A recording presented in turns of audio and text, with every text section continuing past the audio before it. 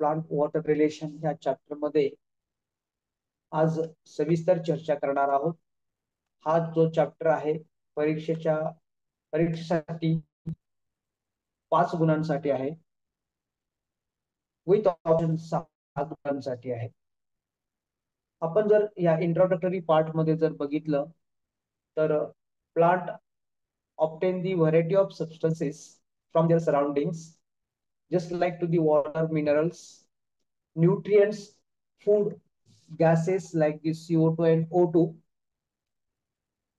हे जे सर्व सबस्टन्सेस आहेत प्लांटच्या ग्रोथसाठी, गुड हेल्थसाठी अत्यंत आवश्यक आहे. त्यामधला वॉटर जर आपण विचार केला तर हा एलेक्झियर ऑफ लाईफ म्हणून कन्सिडर केला जातो. विदाउट वॉटर प्लांटची लाईफ, कोणत्याही लिव्हिंग ऑर्गॅनिझमची लाईफ पॉसिबल नाहीये. म्हणून वॉटरमध्ये आपण जर बघितलं जे काही डिझॉल्व सबस्टन्सेस असतील, मिनरल्स असतील, त्याचबरोबर प्लांटच्या प्रत्येक भागामध्ये, सेलमध्ये किंवा टिश्यू मध्ये आपण जर बघितलं तर जवळपास 90 to 95% वॉटर आपल्याला त्या ठिकाणी बघायला मिळतं. Water constituted almost 90 to 95% of the most plant cell and tissue. Now, properties of water. परीक्षेमध्ये असे प्रश्न विचारले जात असतात की प्रॉपर्टीज ऑफ वॉटर कुठल्या आहेत. Give the properties of water. मग या वॉटरच्या प्रॉपर्टीज परीक्षेमध्ये ज्यावेळेस विचारलं जात असतं त्यावेळेस मात्र निश्चित स्वरूपानं तुम्हाला याच्या बाबतीत माहित असणं अपेक्षा आहे.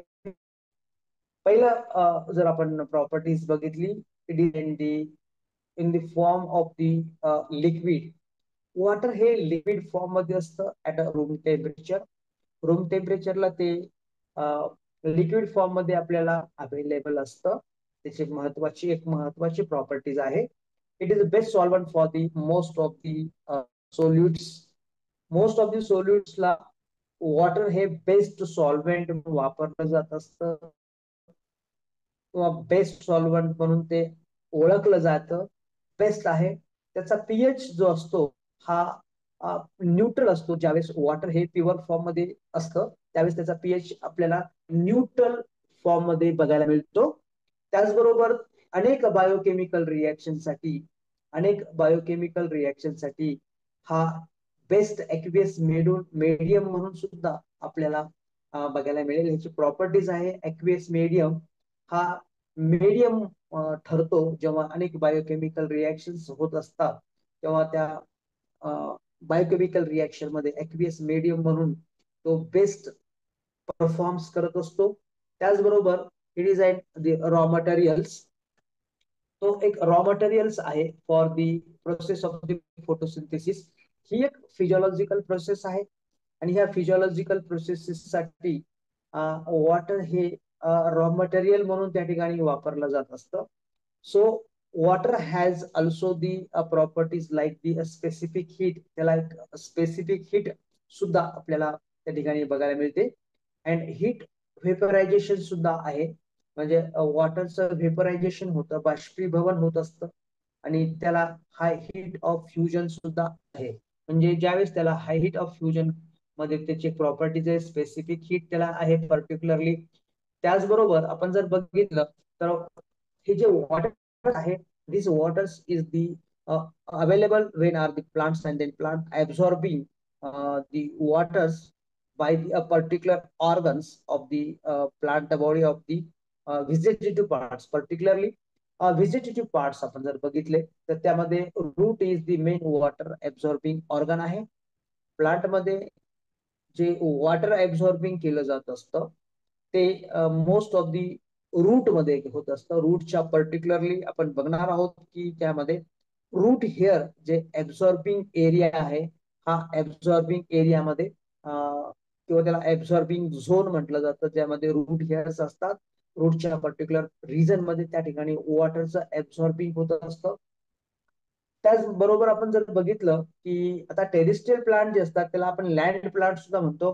दिस terrestrial plants or the land plants water are absorb in the form of the liquid from the soil. Terrestrial plant जे असतात किंवा लँड प्लांट असतात हे वॉटर ऍब्झॉर्बिंग करत असतात in the form of the liquid from the soil. त्याचबरोबर आपण जर बघितलं जे काही इफिफायटिक प्लांट असतात ज्यांच्यामध्ये इफिफायटिक रूट असतात, त्याचं उदाहरण जर बघितलं आपण तर ऑर्किड रूट्स आहे. Epiphytic plant like the orchids absorb the water vapors from the air with the help of the epiphytic roots having a special tissue called as the velament. आपण जर बघितलं velament जे आहे की एक particular type of the special tissue आहे जो की वातावरणामध्ये असणारा जो वॉटर व्हेपर असतात ते वॉटर व्हेपर ते ऍब्झॉर्बिंग करत असतात. अशा प्रकारचे इफिफॅटिक रूट्स आपल्याला ऑर्किड्स मध्ये बघायला मिळतात. एक्झाम्पल परीक्षेत विचारलं जाऊ शकतं, may be ask in the board examination also. So this is the velamen tissue specially particularly present in this.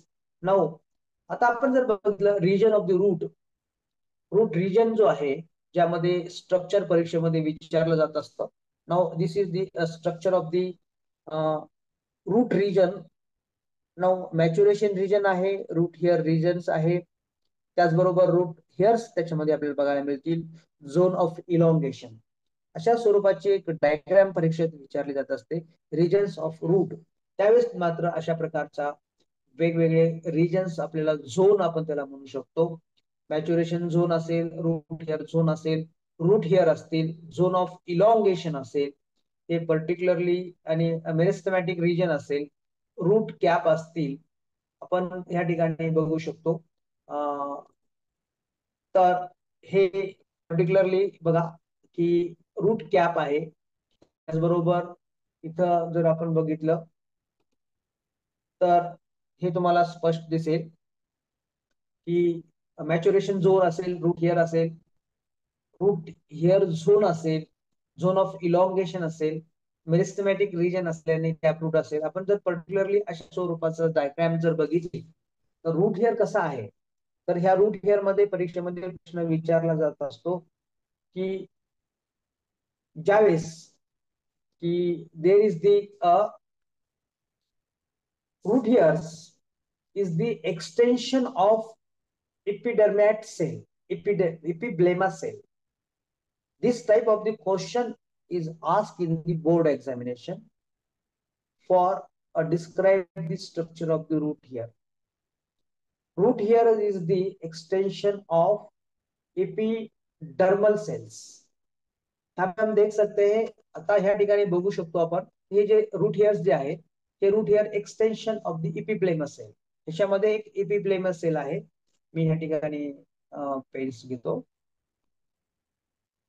Particularly आपण जर बघितलं तर ह्या पेन मध्ये आता ऍक्च्युली हा जो एक्सटेन्शन पार्ट दिसतोय तुम्हाला like this are the extension part.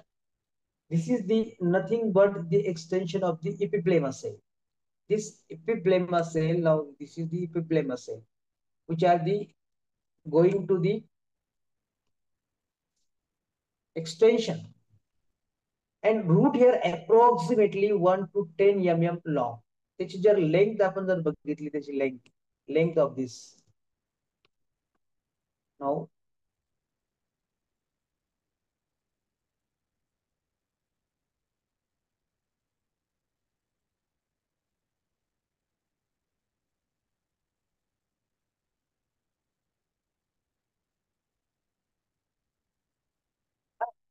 this is the length of this.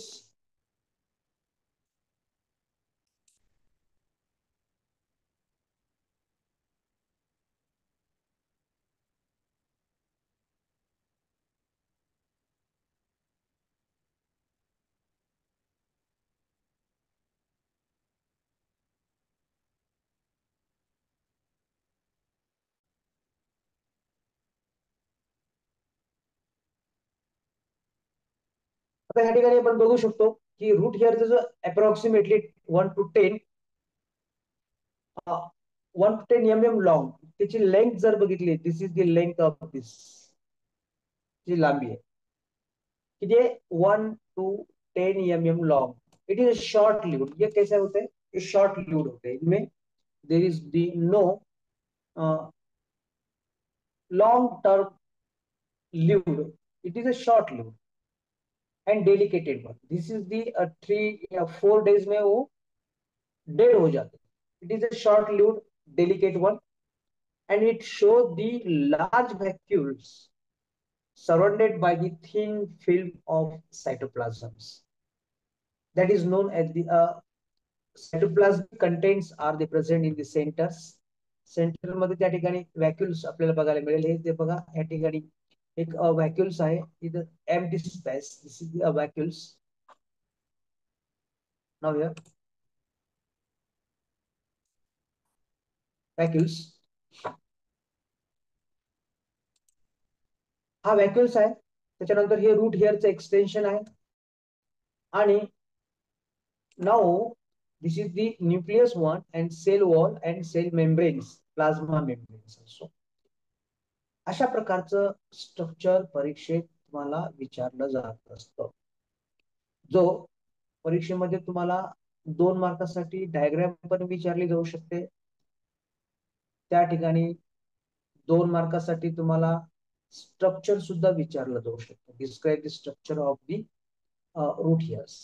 त्यामध्ये expected to 4 points regards to the your answering structure of the root hairs. Root hair पहिला मुद्दा काय लिहाल तुम्ही मग, की root hair is an extension of epidermal cell, that is a epiplasma cell. Root hair is approximately 1 to 10 mm long.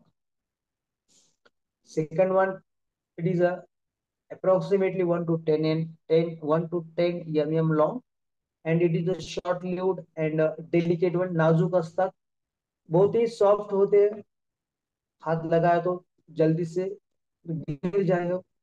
That is a short lived. It is having a large vacuole. Root hair के अंदर एक vacuole होता है. उस vacuole को surrounded by the thin film of cytoplasm. उसके आजूबाजू में, त्याच्या आजूबाजूला किंवा त्या ठिकाणी आपण जर बघितलं तर there is a cytoplasms are surrounded by the film and plasma membrane. त्याच्यामध्ये प्लाझ्मा मेम्ब्रेन सुद्धा प्रेझेंट आहे.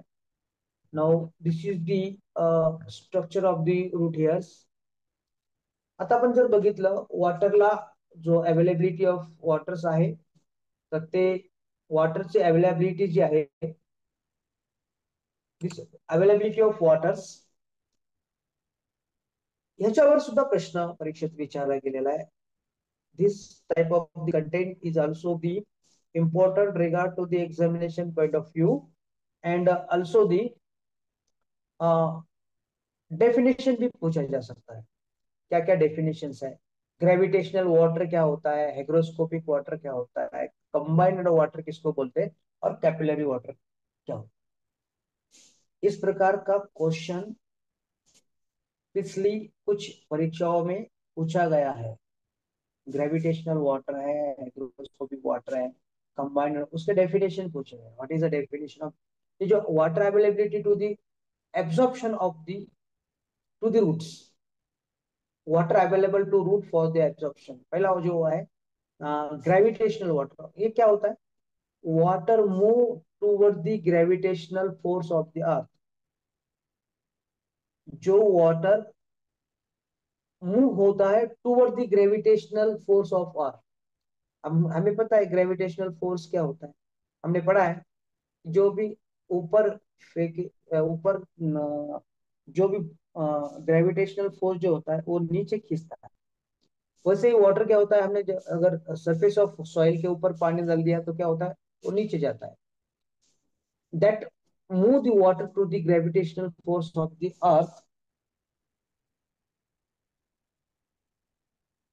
दिस water is not available to the plants. ये जो वाटर होता है ग्रेविटेशनल वाटर, वो प्लांट के एब्जॉर्प्शन के लिए अवेलेबल नहीं होता है. सेकंड वन है hygroscopic water. This hygroscopic water is the, what is a hygroscopic water?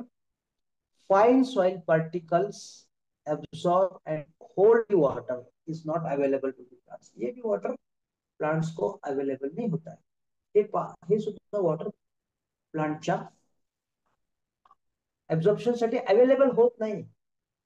Fine, जैसे कि हमने पानी जमीन में चला गया ग्रेविटेशनल फोर्स के माध्यम से, और फिर वो फाइन पार्टिकल जो होते हैं उसने अगर उसने एब्जॉर्ब कर लिया सॉइल पार्टिकल्स, और सॉइल पार्टिकल्स ने वो वाटर को एब्जॉर्ब कर लिया, लेकिन that water are hold by this soil particles, वो खुद के लिए रखता है, वाटर को खुद के लिए रखता है, that is a hold of water which is not available to the plants, वो प्लांट के लिए अवेलेबल नहीं होता है, प्लांटला अवेलेबल होत नाही. थर्ड वाटर जो है combined water, water present in the form of the hydrated oxide, ये आपको याद, hydrated oxide of the silicon and aluminium, it is not available to the plants. ये भी वाटर प्लांट के लिए अवेलेबल नहीं होता है. जो water water are present in the form of the hydrated oxides of the silicon, जो नमी होती है ना, जो नमी के पानी, जो पार्टिकल्स सिलिकॉन या एल्यूमिनियम के पार्टिकल्स होते हैं, वो ऑक्साइड्स ऑफ द सिलिकॉन्स उसको कहा जाता है, हाइड्रेटेड होते हैं, पानी को होल्ड कर लेते हैं, वाटर को होल्ड कर लेते हैं. वो वाटर जो होता है available in the form of the oxide of silicon and aluminium, that type of water is not also the available to the plants. ये भी वाटर प्लांट के लिए अवेलेबल नहीं होते हैं. Water present in the form of the hydrated oxides of silicon and aluminum, it is not available to the plants. And last one is a capillary water, and this capillary water, some amount of the water is hold in a pores present between the soil particles. जो भी जमीन के अंदर जो soil particle के beach में जो pores होते हैं, यानी कि स्पेस होता है, यानी कि होल्स होते हैं, उसको पोर्स कहा जाता है. उसमें जो वाटर अवेलेबल होता है, some amount of water is hold in a pores of present between the soil particle. दो पार्टिकल सॉइल पार्टिकल है, बीच में क्या होता है, पोर्स होते हैं, उनमें जो वाटर अवेलेबल होता है, that water is available to the plants for the absorption, which are the available to the root for the absorption due to the capillary.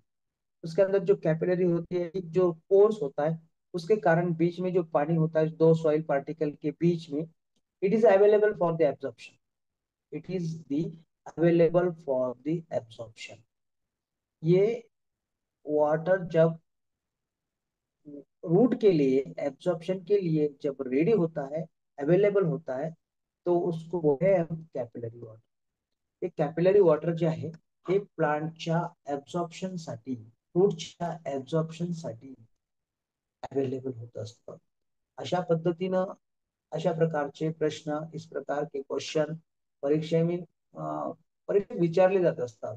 आणि ते परीक्षेमध्ये विचारले गेलेले प्रश्न जे असतात, म्हणून तर आपण या ठिकाणी अशा स्वरूपाचे प्रश्न पूछा गया है, बहुत बार क्वेश्चन पूछा गया है.